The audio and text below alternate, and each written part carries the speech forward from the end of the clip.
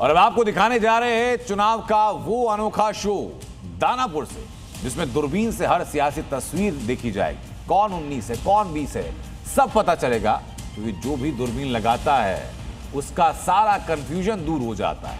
और बिहार चुनाव की असली तस्वीर क्या है वो साफ साफ दिखेगी कि इसके वायदों में कितना दम है, कौन किसी से कम है। ये दिखाने जा रहे हैं आपको दानापुर विधानसभा से चुनावी दूरबीन।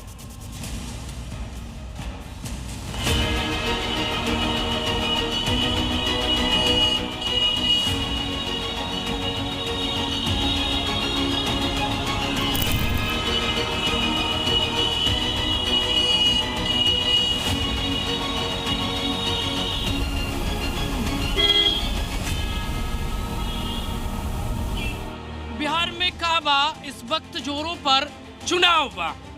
नमस्कार, मेरा नाम प्रमोद शर्मा है। मैं इस वक्त पहुंच गया हूं पटना के दानापुर विधानसभा सीट पर।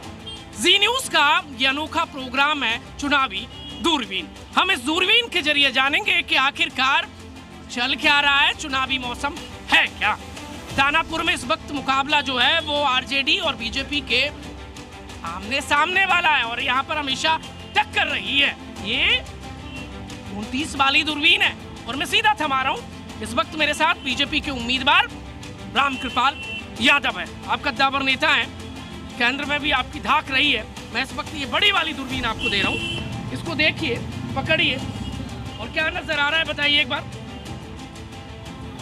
2029 में फिर माननीय प्रधानमंत्री जी के नेतृत्व में मजबूत एनडीए की सरकार बनेगी, यही तो मुझे नजर आ रहा है इस दूरबीन से। एकदम साफ साफ, बिल्कुल साफ, कहीं कोई रुकावट है ही नहीं।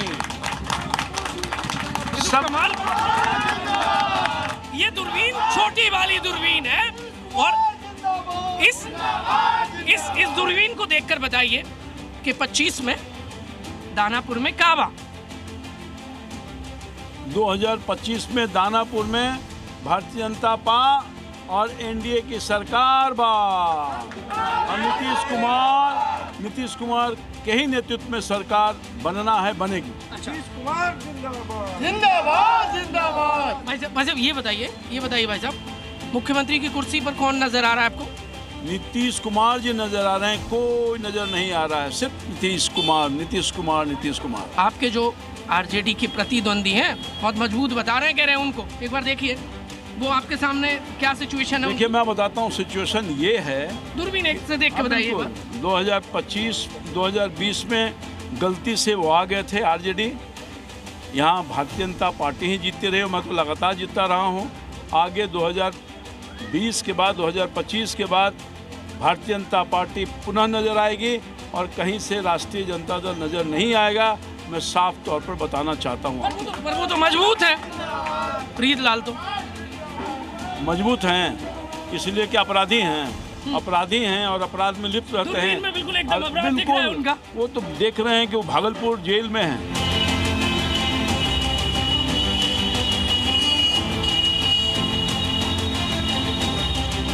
क्या नाम है? सिकंदर कुमार।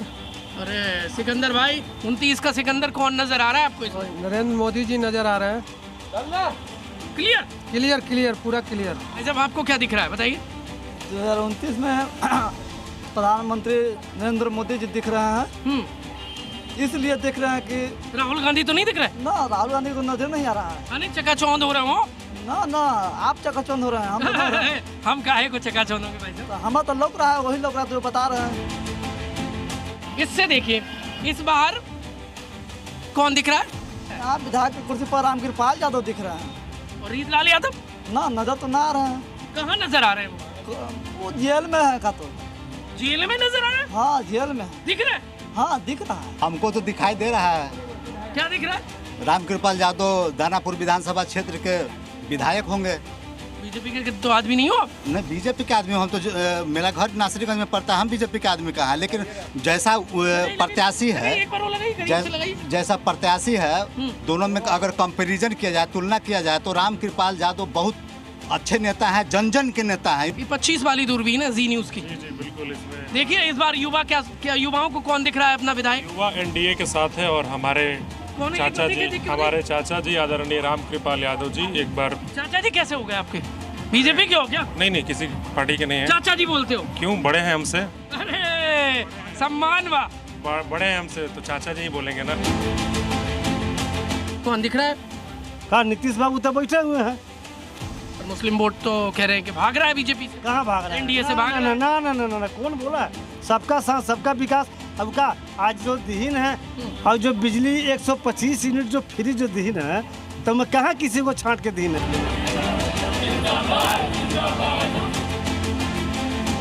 पटना की ये बड़ी हॉट सीट मानी जाती है दानापुर।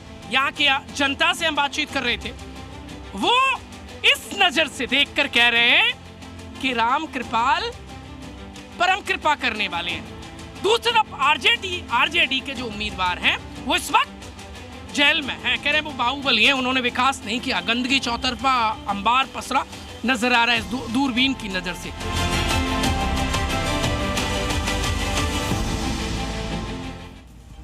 उत्तर प्रदेश के कासगंज में दो तस्वीरें ऐसी सामने आई जिन तस्वीरों के सामने आने के बाद उत्तर प्रदेश में कानून व्यवस्था का इकबाल वापस कायम होते हुए दिखाई पड़ा। पथराव, फायरिंग और तनाव, ये तस्वीरें हैं यूपी के कासगंज की, जहां लहरा रोड पर देर रात दो समुदाय आमने सामने आ गए। दोनों ओर से जमकर पथराव हुआ, लेकिन इसी बीच एक पक्ष की तरफ से फायरिंग भी शुरू हो गई। 13 सेकंड में 8 राउंड फायर किए गए। लोगों के हाथों में राइफल और पिस्टल साफ नजर आ रही है। दरअसल शोरो कस्बे में लहरा रोड पर केजीएन मेडिकल स्टोर के मालिक रियाज का बेटा मोहम्मद मुकीस अहमद दुकान के बाहर अपनी कार बैक कर रहा था। इसी दौरान उसी कार से मनोज नाम के शख्स की समोसे के ठेले और वहां खड़ी बाइक दोनों से कार टच हो गई, जिसके बाद विवाद शुरू हुआ।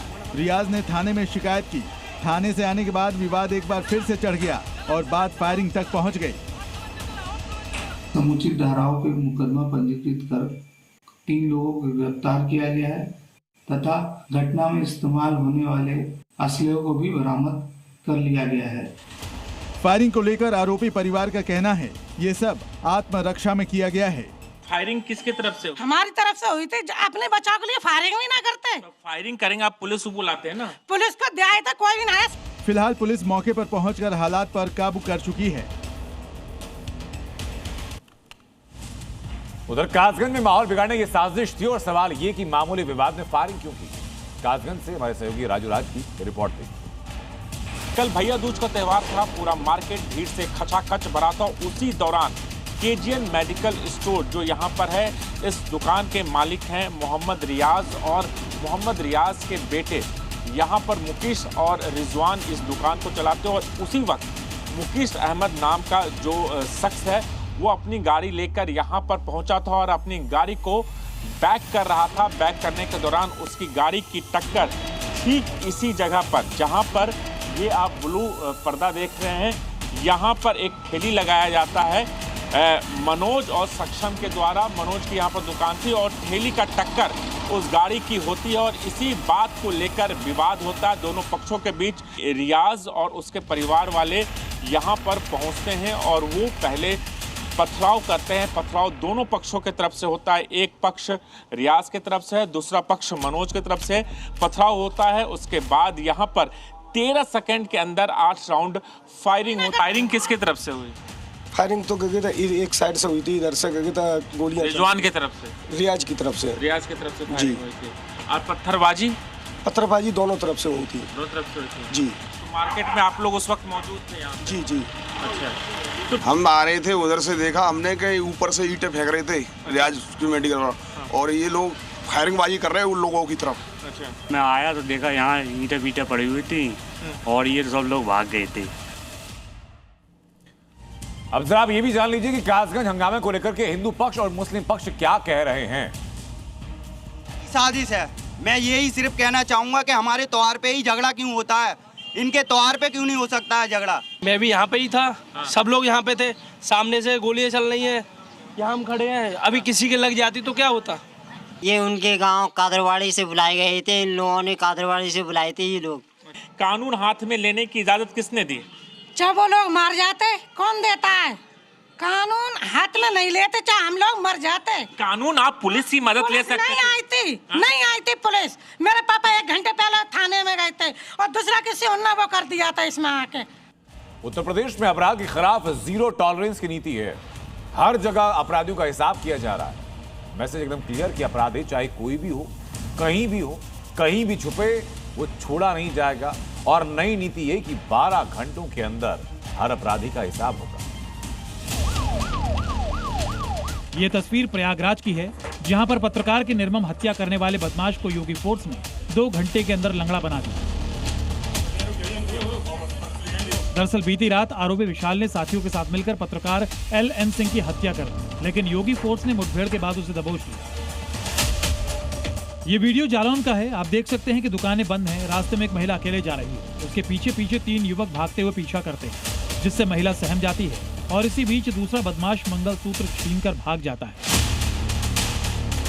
लेकिन इन बदमाशों ने सोचा नहीं होगा कि इसका अंजाम क्या होगा।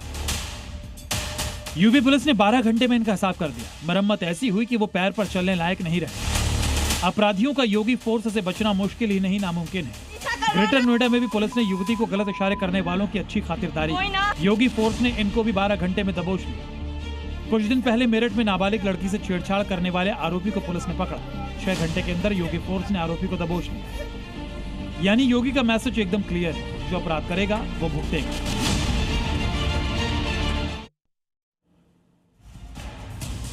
पिछले 24 घंटों में उत्तर प्रदेश पुलिस ने शामली और हरदोई में ताबड़तोड़ एनकाउंटर किए हैं। तस्वीर में दिखाता हूं आपको। शामली में देर रात पुलिस और बदमाशों के बीच मुठभेड़ हुई, जिसमें 1 लाख रुपए के नामी बदमाश फैसलों को भाग गिराया गया। कुख्यात गैंगस्टर संजीव जीवा का शार्प शूटर बताया जा रहा है, जिस पर लूट, हत्या और रंगदारी जैसे 17 केस दर्ज थे। हरदोई में ऑपरेशन लंगड़ा में पुलिस ने 25,000 के 2 बदमाशों को दबोचा। मुठभेड़ में दोनों के पैरों में गोली लगी। अब आपको पिछले 8 साल का हिसाब किताब बताते हैं कि अपराधियों पर कैसे उत्तर प्रदेश पुलिस 8 काल बनकर टूटी है। कुल 15,726 एनकाउंटर किए गए। 8 साल में 256 अपराधियों को खत्म किया गया। 8 साल में 10,324 अपराधी घायल हुए हैं पुलिस के साथ मुठभेड़ में। 31,960 अपराधियों को गिरफ्तार भी किया गया है। अब आपको एक और तस्वीर दिखाता हूं वाराणसी से। वाराणसी की दाल मंडी, जहां कभी खरीदारों की भीड़ उमड़ती थी, अब वहां डर का सन्नाटा है। विश्वनाथ मंदिर तक नए और चौड़े रास्ते के लिए प्रशासन मिशन 187 पर जुटा है। त्योहारों के बाद कभी भी ये बुलडोजर एक्शन हो सकता है। बनारस की दाल मंडी पूर्वांचल का सबसे बड़ा थोक बाजार, लेकिन अब यहाँ के सैकड़ों परिवारों और कारोबारियों पर डिमोलिशन की तलवार लटक रही है। विश्वनाथ मंदिर तक नया रास्ता बनाने के लिए बेनियाबाग से चौक तक करीब 650 मीटर सड़क चौड़ी होगी। इसके लिए 187 मकानों और दुकानों को खाली करने का नोटिस जारी हुआ है। 17 अक्टूबर आखिरी डेट मुकर्रर की गई थी और कुछ इसी तरीके से हम आपको तस्वीरें दिखाते हैं कि जो भवन चिन्हित किए गए थे उन पर PWD की तरफ से नोटिस चस्पा किया गया था और बाकायदा उस पर डेट भी लिखी गई थी और ये भी बताया गया था कि ये सड़क जो है वो कितनी मीटर चौड़ा होना है। नोटिस की मियाद 17 अक्टूबर को खत्म हो चुकी है। त्योहारों की वजह से अब तक कार्रवाई चल रही थी, लेकिन अब कभी भी बुलडोजर पहुंच सकता है। मान के चलिए 10 से 15% असर पड़ा है। मार्केट डाउन हो गया यहाँ पर। स्टे लग चुका है। स्टे लग चुका है किस बात का? कोर्ट से यही पता चला कि स्टे लग चुका है। किस मामले में स्टे लगा है? रुक गया, अभी कुछ मामला समझ में नहीं आ रहा है, अभी कोई कार्रवाई तो हो नहीं रही है। कोई बातचीत अधिकारियों से हुई है? नहीं, तो अधिकारियों से भी कोई बातचीत नहीं कर। दरअसल PWD ने दाल मंडी में अस्थायी कैंप ऑफिस भी बना लिया है। साफ है, मिशन 187 पर अब प्रशासन का बुलडोजर चलने को तैयार है। अब बात कांग्रेस नेता इमरान मसूद की। इमरान मसूद ने शहीद भगत सिंह की तुलना की आतंकवादी समूह हमास से। इमरान मसूद के इस बयान के बाद एक नया विवाद भी खड़ा हो गया।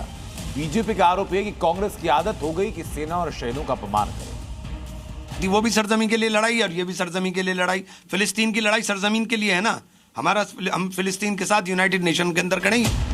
हद हो गई। कल तक सेना के शौर्य पर सवाल उठाने वाली कांग्रेस अब शहीद आजम भगत सिंह को लेकर नया विवाद खड़ा कर रही है। कांग्रेस सांसद इमरान मसूद ने भगत सिंह की तुलना आतंकी संगठन हमास से कर दी है। कांग्रेस सांसद इमरान मसूद ने एक बयान दिया है जिसमें उन्होंने हमास और भगत सिंह को एक जैसा बताया है। उनका कहना है दोनों ही अपनी जमीन के लिए लड़े। एक सरजमीन की लड़ाई के लिए बात हुई थी, वो भी सरजमीन के लिए लड़ाई और ये भी सरजमीन के लिए लड़ाई। फिलिस्तीन की लड़ाई सरजमीन के लिए है ना, हम फिलिस्तीन के साथ यूनाइटेड नेशन के अंदर खड़े। इतनी तो बात कही मैंने। अब जाहिर है इस बयान के बाद सियासत में भूचाल आ गया है।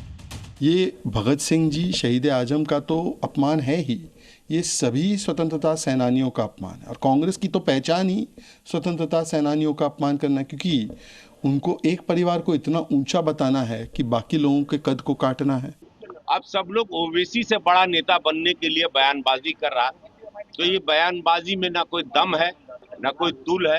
ये भारत का युवा भी जान गया है। बेतुके बयान के बाद इमरान मसूद ने अब इस पर सफाई भी दी है। शहीद आजम भगत सिंह जी की तुलना किसी के साथ नहीं हो सकती और किसी की भी तुलना किसी के साथ नहीं हो सकती। सबके अपने अलग अलग तरीक़ाए कार होते हैं अपनी लड़ाइयों को लड़ने के, तो आप किसी की तुलना कभी किसी के साथ नहीं कर सकते। तो ये बिलावजह की बात कर, बिलावजह चुनाव है तो आपने नया उठा लिया मुद्दा। तो ये था इमरान। अब जरा समझिए कि आखिर भगत सिंह की तुलना हमास से करना गलत क्यों है।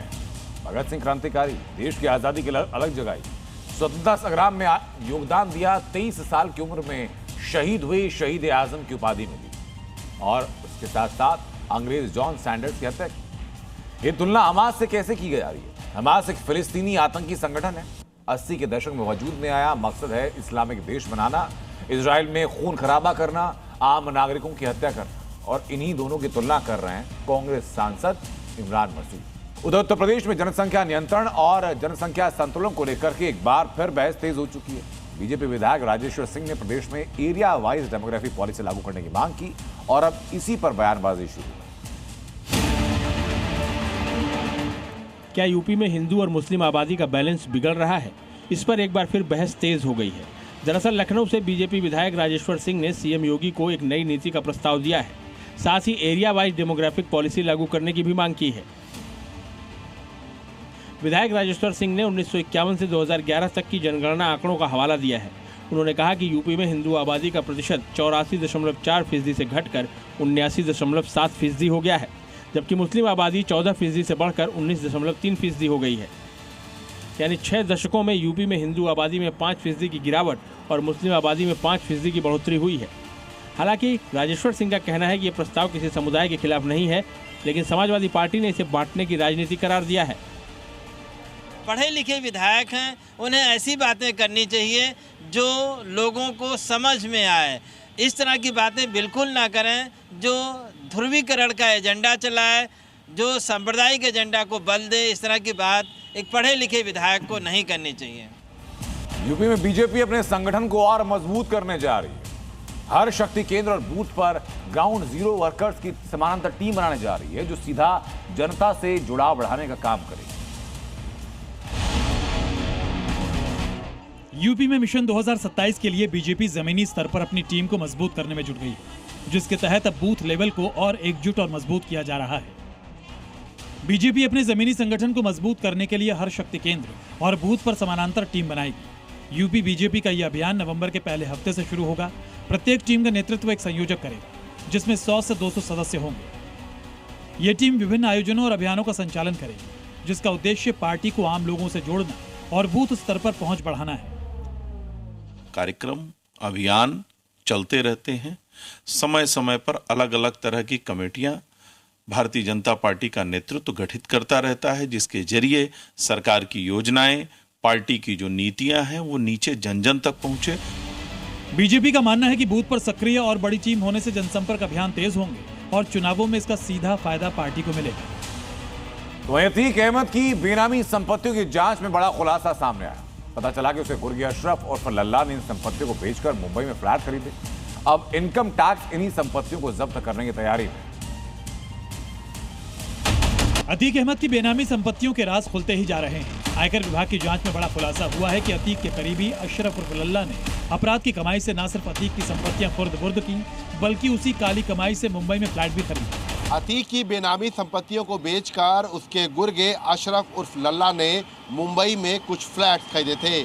आयकर विभाग को अपनी जांच के दौरान इन तमाम चीज़ों के पुख्ता सबूत मिले हैं। ऐसे में जल्द ही आयकर विभाग इन फ्लैट्स का पता लगाकर जल्द ही इस पूरे मामले को लेकर उन फ्लैट्स को अपने कब्जे में कर सकती है। जांच में सामने आया है कि अशरफ ने अतीक की कुछ बेनामी संपत्तियां बेचकर मिली रकम से खुद के लिए आलीशान फ्लैट ली। यही नहीं, इन सौदों में अशरफ के नौकर सूरजपाल का नाम भी सामने आया है, जिसके नाम पर 100 बीघा जमीन खरीदी गई थी। अब आयकर विभाग अशरफ और उसकी पत्नी के बैंक खातों की जांच कर रहा है और जल्दी दोनों को नोटिस देकर तलब किया जाएगा। मुंबई में खरीदे गए फ्लैट्स भी अब जब्ती की जद में आने वाले हैं। उधर दिल्ली पुलिस ने बड़ी आतंकी साजिश को नाकाम किया। स्पेशल सेल ने आईएसआईएस के 2 आतंकियों को गिरफ्तार किया जिन्हें फिदायन हमले की ट्रेनिंग दी जा रही थी। टारगेट पर थी दिल्ली के भीड़ भाड़ वाले इलाके। दिल्ली पुलिस की गिरफ्त में आए वो संदिग्ध आतंकी हैं जो राजधानी को दहलाने का प्लान बना चुके थे। ये खूंखार आतंकी संगठन आईएसआईएस से जुड़े थे। एक को दिल्ली से तो दूसरे को एमपी से गिरफ्तार किया गया। इनके निशाने पर दिल्ली के भीड़ भाड़ वाले इलाके थे। इसके लिए हथियार और विस्फोटक भी जुटा लिए गए थे और इन्हें फिदायीन हमले की ट्रेनिंग दी जा रही थी। इन्होंने एक्शन में लाने की हरकत शुरू कर दी थी जहाँ पे ये ब्लास्ट कैरी आउट करने वाले थे।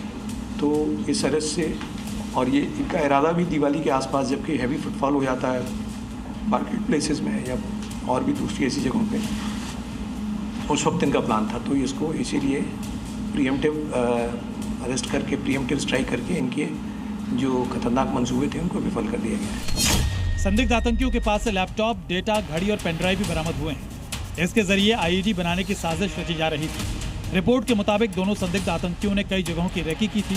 कुछ फोटोग्राफ भी मिले हैं।